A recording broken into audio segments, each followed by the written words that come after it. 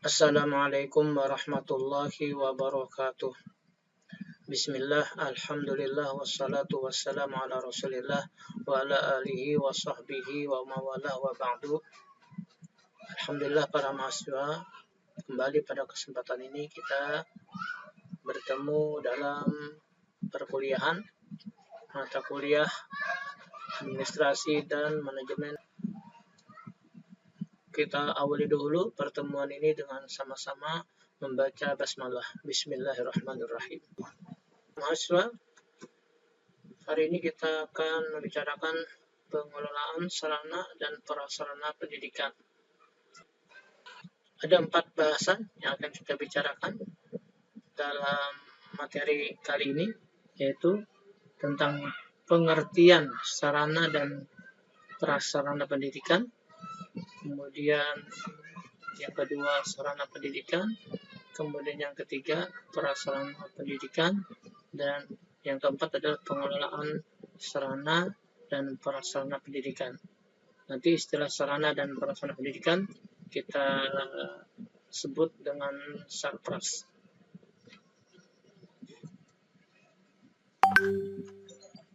Berdasarkan Undang-Undang Nomor 20 Tahun 2023 tentang Sistem Pendidikan Nasional, Pasal 45 menyebutkan bahwa setiap satuan pendidikan, baik formal maupun non-formal, wajib menyediakan sarana dan prasarana yang memadai untuk mendukung pertumbuhan dan perkembangan potensi peserta didik.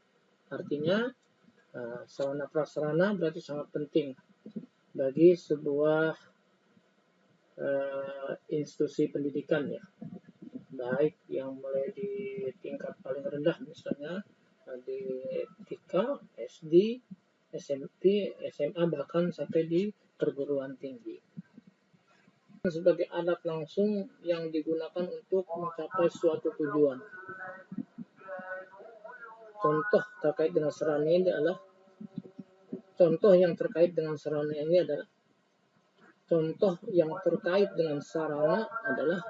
papan tulis, buku pelajaran, alat tulis, alat peraga, komputer, alat olahraga, dan peralatan praktikum.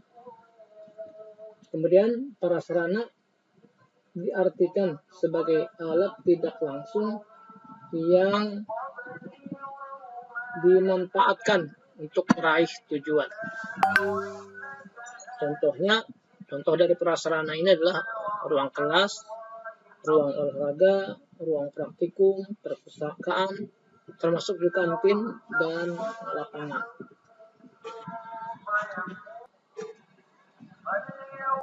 Sekarang kita bicara tentang sarana pendidikan.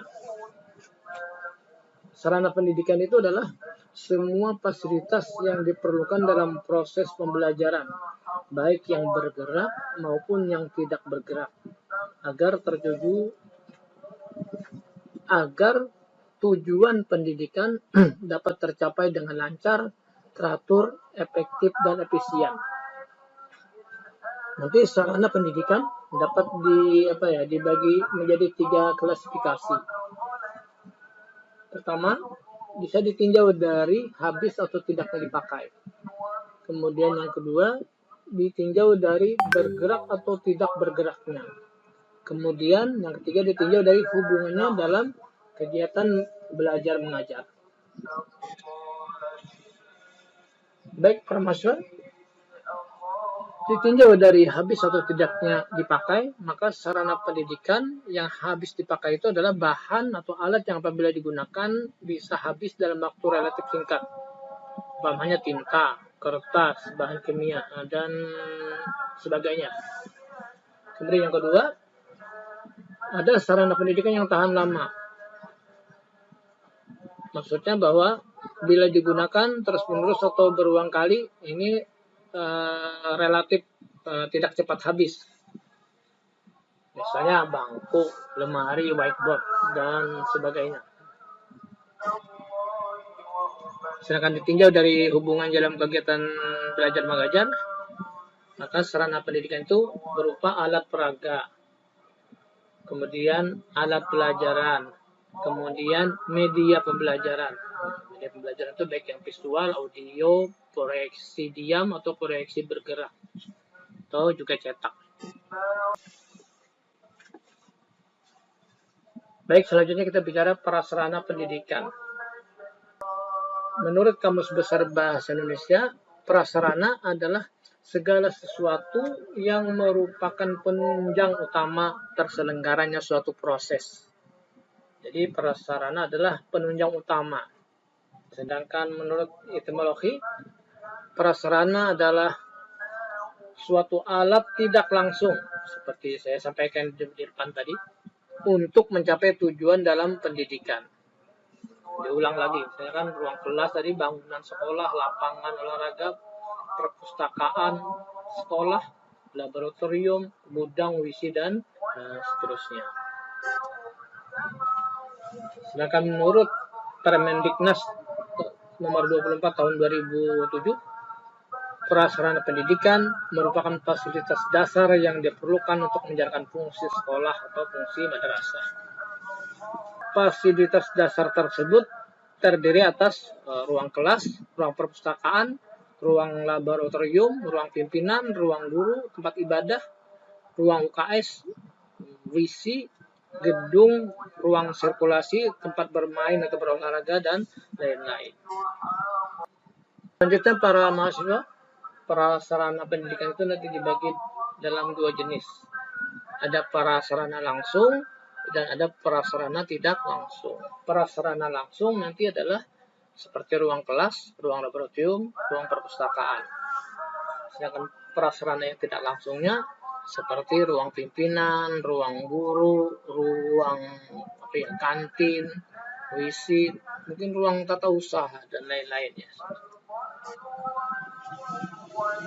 Nah, komponennya, jadi komponen sarana dan prasarana itu kalau kita lihat nanti komponennya itu ada lahan. Lahan itu adalah tempat bangunan gedung pendidikan. Nanti yang kedua, dalam bangunan itu ada ruang, baik ruang pendidikan, ruang administrasi, dan ruang penunjang. Kemudian yang ketiga ada perabot pendidikan, perabot administrasi, dan perabot penunjangnya. Yang keempat ada alat dan media pendidikan. Kemudian yang kelima, buku dan alat ajar. Selanjutnya para mahasiswa kita bicara tentang pengelolaan sarpras pendidikan. Kita lihat di dalam dalam skema ini bahwa pengelolaan sarpras itu dimulai dengan perencanaan sarpras. Ya. Setelah perencanaan nanti lalu ada pengadaan. Pengadaan sarpras ini boleh diadakan sendiri, bisa juga nanti bisa mendapatkan bantuan hibah ataupun diadakan dengan secara lelang, tergantung nanti dan pengadaan ini ya. Dalam peraturan misalnya di bawah ketentuan berapa dia boleh langsung dibeli. Tapi nanti kalau sudah ada ketentuannya di atas berapa miliar misalnya harus diadakan secara lelang terbuka, maka diadakan lelang. Nanti setelah itu baru setelah barangnya diadakan lalu diinventarisasi. Inventarisasi itu para mahasiswa pertama dicatat, kemudian dibukukan dalam buku inventaris, mungkin nanti juga diberi kode register barangnya. Setelah itu selesai, barulah barang itu nanti digunakan. Tahapan berikutnya penggunaan sarpras.